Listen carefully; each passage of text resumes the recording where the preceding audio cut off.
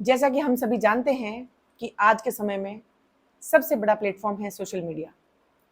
Social media के ऊपर न जाने कितने लोगों के सपने पूरे हुए हैं, लेकिन उससे कई गुना ज़्यादा लोग इन्फ्लुएंस होते हैं, उम्मीद लगाते हैं और अपने सपनों को पूरा करने की कोशिश करते हैं और वहां से एक उम्मीद जगाते हैं। इसी कड़ी में जुड़ते हुए मैं आपको बताना चाहती हूँ और हम पूरा देशवर्ष जानता है कि अभी एक न्यूज़ जो है, एक केस सबके सामने आया है दिल्ली का। दिल्ली का एक इंस्टीट्यूट है, राउज आईएएस इंस्टीट्यूट, जिसके ऑनर हैं विकास द्विवेदी सर। विकास द्विवेदी सर को आज शायद ही कोई बच्चा होगा जो नहीं जानता होगा। आज वो हजारों नहीं लाखों बच्चों की इंस्पिरेशन है, उनको आइडियल माना जाता है। आज वो सभी उम्मीद लेके, क्योंकि उनके विचारों से बहुत ज्यादा बच्चे प्रभावित हैं, उसकी वजह से इन्फ्लुएंस होके और अपने अंदर एक नई ऊर्जा, नई उम्मीद जगा के कई बच्चे, हजारों नहीं लाखों बच्चे अपने घर से निकल पड़े हैं आईएएस की तैयारी करने, यूपीएससी की तैयारी करने के लिए। दिल्ली के अंदर वो तंग गलियां जहां पर एक जानवर भी शायद वहां रहना, कह रहे हैं उनके लिए भी, जानवरों के लिए भी रहना संभव नहीं है, मुश्किल है उनके लिए भी। उन तंग गलियों के अंदर उन गंदगी के साथ में बच्चे वहां रह रहे हैं, सिर्फ इसलिए कि वो ये सोचते हैं कि कुछ महीनों की तैयारी से हम लोग सोशल, जितने भी जैसे सिविल सर्विसेज के अंदर हम लोग चले जाएंगे और हमारा बेहतर भविष्य होगा। ऐसी सोच करके बहुत से बच्चे वहां जाते हैं। 8 बाई 8 कमरे के अंदर सुना है कि वहां से 8 से 10 बच्चे रहते हैं, मात्र सिर्फ सो सकते हैं। वो पूरा दिन पता नहीं कैसे, वो क्या खाते हैं, कैसे खाते हैं, कितनी कैसी चीजें हैं जो सस्ती से सस्ती में वो खाना चाहते हैं, क्योंकि उनको दिन निकालने हैं। वो वहां पे 90% से ज्यादा मध्यम वर्ग के लोग जाते हैं, जो जितने भी मिडिल क्लास लोग हैं वहां पे जाते हैं, और उनको पता है कि हम मिडिल क्लास के लोग हैं, कैसे फीस को इकट्ठा करके माता पिता के खून पसीने की कमाई को एकत्रित करके वहां पे लेके जाते हैं और वो फीस भरते हैं। 30 से 40 हजार रुपए जो लेके जाते हैं, उनके लिए बहुत बड़ी पूंजी होती है। वो उनके माता पिता के खून पसीने की कमाई होती है, मजदूरी का पैसा होता है वो जो लेके जाते हैं।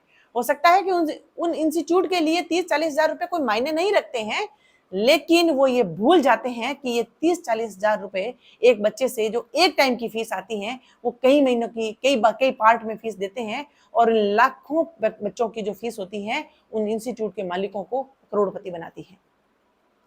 वो इंस्टीट्यूट का मालिक हर बच्चे को आईपीएस ऑफिसर, आईएएस ऑफिसर तो नहीं बना सकता, लेकिन हर बच्चा इंस्टीट्यूट के मालिक को करोड़पति जरूर बनाता है। ये सबसे बड़ा सच है।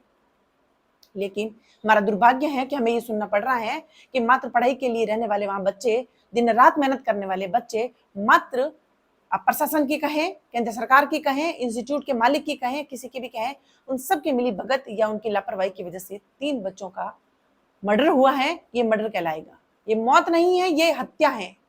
क्योंकि किसी की लापरवाही से अगर बच्चे मरे हैं तो वो हत्या है, उनके हाथ खून से रंगे हैं। वो बच्चे सोचिए कि क्या सपने लेके, अपने माता पिता के कितने सारे सपने लेके वहां पे गए होंगे। हर पल सपना देखते होंगे कि हमारी शायद इतने लाखों की भीड़ में से मैं चमकता सितारा निकल जाऊं और अपने माता पिता का नाम रोशन कर दूं। माता पिता का ही नहीं, जिस गांव से मैं आया हूं उस गांव का नाम रोशन कर दूं। लेकिन उनको क्या पता कि सबकी लापरवाही के रहते वो बच्चे उस बेसमेंट के अंदर इतनी दर्दनाक मौत को हासिल करेंगे। वो बच्चे निकलना चाहते होंगे, वो निकलने की कोशिश भी की होंगी, लेकिन वहां की लापरवाही, क्योंकि वहां में के बेसमेंट के अंदर एंट्री और एग्जिट के लिए मात्र एक ही दरवाजा है। आप सोचिए कितनी बड़ी लापरवाही। वो तो बताया जा रहा है कि सैटरडे का दिन था और वहां पे बहुत से इंस्टीट्यूट बंद रहते हैं, उसकी वजह से उस लाइब्रेरी के अंदर बहुत बच्चे कम थे बच्चे, जिसमें भी 30 से, कहते हैं कि 30 से 40 बच्चों के बीच की ही भीड़ थी, उसमें भी अगर 3 बच्चे मर गए, सोचिए कि अगर वहां पे सैकड़ों की तादाद में बच्चे होते तो वहां का मंजर क्या होता। और इतना तेज बहाव से सीवेज का पानी, गटर का पानी, इतना गंदा पानी उस बिल्डिंग के अंदर बेसमेंट में भर जाता है कि उन बच्चों का निकलना मुश्किल हो जाता है। और कितनी दर्दनाक उन बच्चों की मौत हुई है। क्या इस मौत के हकदार थे बच्चे? सब एक दूसरे पे मत्थे मरे हैं। एनसीडी इंस्टीट्यूट के मालिक पे डाल रही है, इंस्टीट्यूट के मालिक हैं वो जो है प्रशासन के ऊपर डाल रहे हैं, प्रशासन केंद्र सरकार को ब्लेम कर रहा है, कोई सीएम को ब्लेम कर रहा है, लेकिन उन माता पिता का क्या, उन बच्चों का क्या, उनके सपनों का क्या? ये लापरवाही किसकी है? आज सोशल मीडिया के ऊपर इतने लोग, इतने नेता कमिट कर रहे हैं, ट्वीट कर रहे हैं, सोशल जो वर्कर हैं वो आके बोल रहे हैं, तो क्यों जब वहां पे लाखों की तादाद में बच्चे वहां पढ़ने जाते हैं तो क्यों वो उनके रहते कभी वहां जाके नहीं देखते हैं कि वहां का इंफ्रास्ट्रक्चर कैसा है या कैसे बच्चों की सुरक्षा को वहां पे ध्यान में रखा गया है? कोई नहीं देखता है। लेकिन जब घटना घट जाती है तो सब लोग आगे आ जाते हैं करने के लिए। ये जिम्मेदारी बहुत बड़ी होती है। ये इंस्टीट्यूट के मालिक की सबसे पहली जिम्मेदारी होती है कि बच्चे सुरक्षित है या नहीं। पढ़ाई में तो चलो एक साल निकल जाएंगे, नहीं तो अगले साल निकल जाएंगे, लेकिन बच्चों की सुरक्षा सबसे ऊपर है। बच्चों की सुरक्षा के ऊपर कौन काम करेगा? उनको ही करना पड़ेगा। आप लोग जो इतने करोड़पति बन गए हैं, आपने घरों में मशीनें लगा रखी हैं नोट गिनने के लिए, लेकिन आप उन बच्चों के बारे में सोचिए जो तिल तिल मर मर